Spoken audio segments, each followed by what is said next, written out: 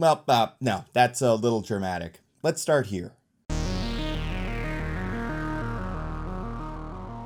In less than a week, Star Wars Rise of Skywalker will be released, and it will end the Skywalker saga that has spanned over 40 years. A little while ago, Mauricio from Browntable sent the signal out across the galaxy to myself and a ton of awesome YouTubers. We were each charged with making a video essay about something special from all of Star Wars.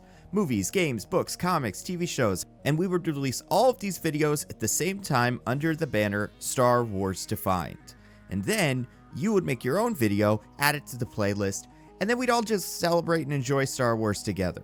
So here's my contribution. My one Starvelous scene. Star Wars Defined.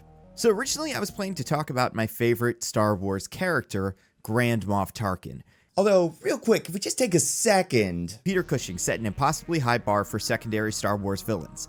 There needs to be someone to chew scenery while Darth Vader mopes around, someone getting things done. And Grand Moff Tarkin is perfect. He's menacing, powerful, calm, sarcastic. Right up until he explodes on the Death Star, Tarkin is in complete control. In Rogue One, he bosses around Krennic. In Rebels, he bosses around Thrawn. And in A New Hope, he even bosses around Vader. Besides the Emperor, Wilhuff Tarkin is the only character who has Vader on a leash.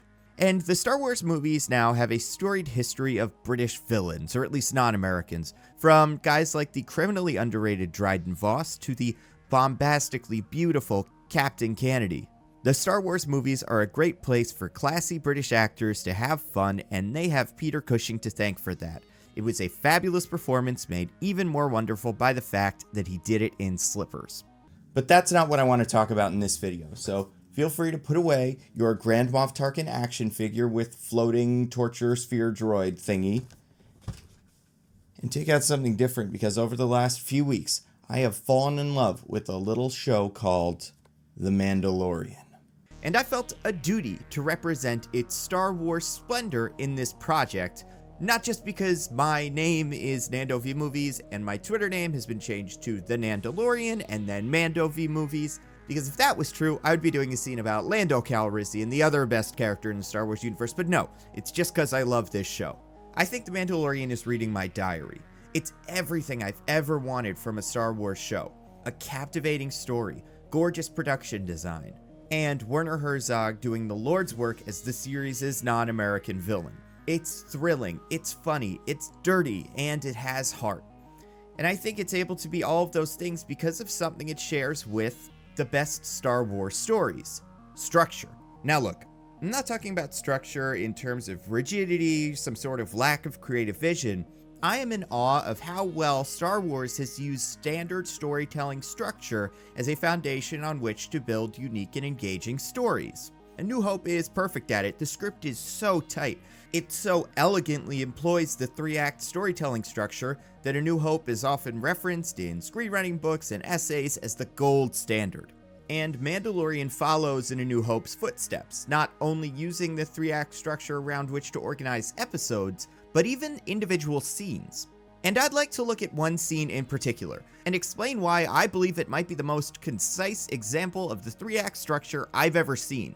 See, we're learning. And yeah, this video will spoil the second episode of The Mandalorian, but I have a hard time believing you could spend enough time on the internet to find this video and not know how this scene ends. Either way, fair warning. Okay, I've heard the 3-act structure described a million different ways, but none more beautifully than these 3 sentences. We chase the hero up a tree. We throw rocks at them. They get out of the tree. So I'm going to explain what that means in relation to this scene from the end of episode 2 of season 1, Mando vs. the Mudhorn. So you can split this fight into 8 distinct beats. Numbers 1 and 2 are Act 1, numbers 3, 4, 5, and 6 are Act 2, and numbers 7 and 8 are Act 3. Number 1, Mando accepts the challenge.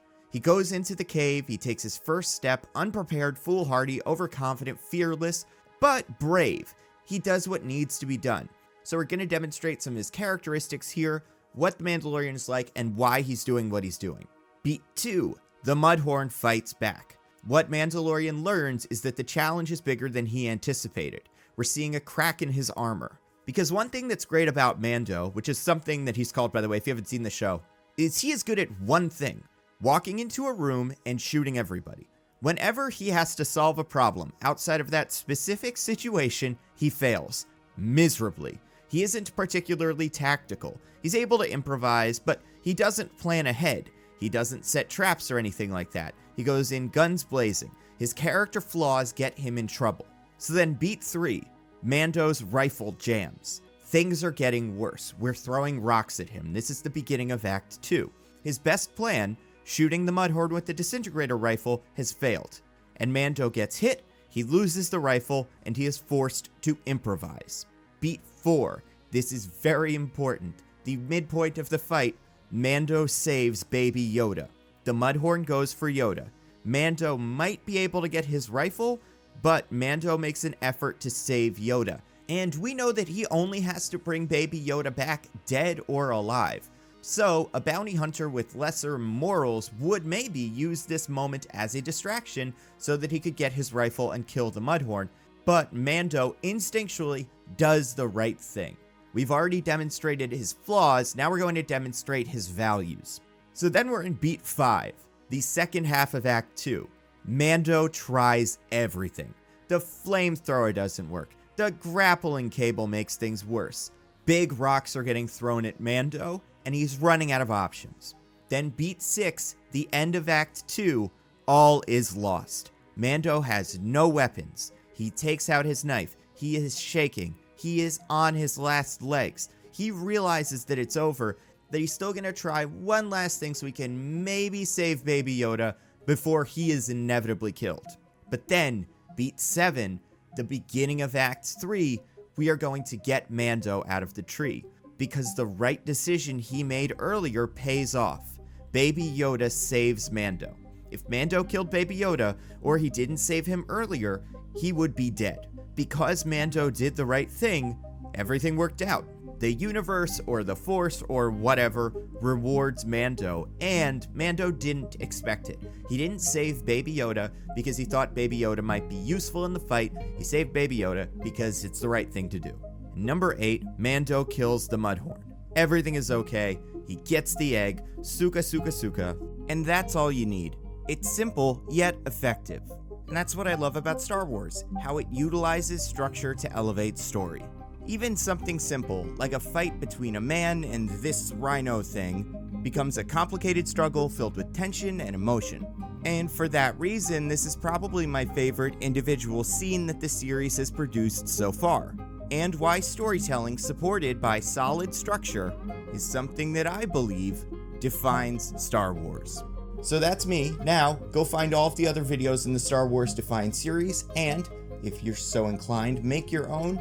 Talk about something you find interesting about Star Wars, tweet that to me or Mauricio, and we'll get them on the playlist so that other people can see them and we can all find out what we love about Star Wars. And as always, I have to thank my patrons. You guys are amazing. If you want to see your name up here, get access to videos early, other cool stuff, throw in literally any amount of money at patreon.com/NandoVMovies. You have no idea how much I appreciate it. It's so awesome. And secondly, I have to thank Mauricio from Browntable for organizing this. He's a great channel. Go find his stuff. Also, as always, subscribe to my podcast, Mostly Nitpicking, where every week me and my co-host DJ pick apart a piece of pop culture by looking exclusively at the details. We've previously done Solo. We are going to be doing The Last Jedi this week, and then we're going to do Rise of Skywalker next week. So there's a lot of good Star Wars related stuff there, and we just talk about whatever movies or TV shows are popular. So if you want to hear us talk about cats in the future, which I'm sure we will definitely talk about because it is bizarre, or if you want to hear us talk about things that have come in the past, like Avengers Endgame, or Spider-Man Homecoming, or other movies, presumably, that aren't Marvel movies. I'm sure those exist. Jumanji, we just did both Jumanji movies. So really, you just need to subscribe to the podcast and follow us on Twitter. We are at NitPickingPod. Last thing, as always, follow me on Twitter, twitter.com/NandoVMovies. It's where I post updates on videos and podcasts, and where I post constantly about how much everyone should watch Watchmen because it's so great. Maybe my favorite television show of the year, which is insane, but it's so good. It's way better than any Watchmen adaptation deserves to be. It's got an amazing script, amazing performances, a terrific score. Trent Reznor's cover of David Bowie's Life on Mars, I've listened to it maybe 200-300 times. in the last like couple of days. It's so, everything about that show is so terrific. So follow me on Twitter. I'm at NandoVMovies, and also watch Watchmen. Thank you everybody for watching. I will see you next time.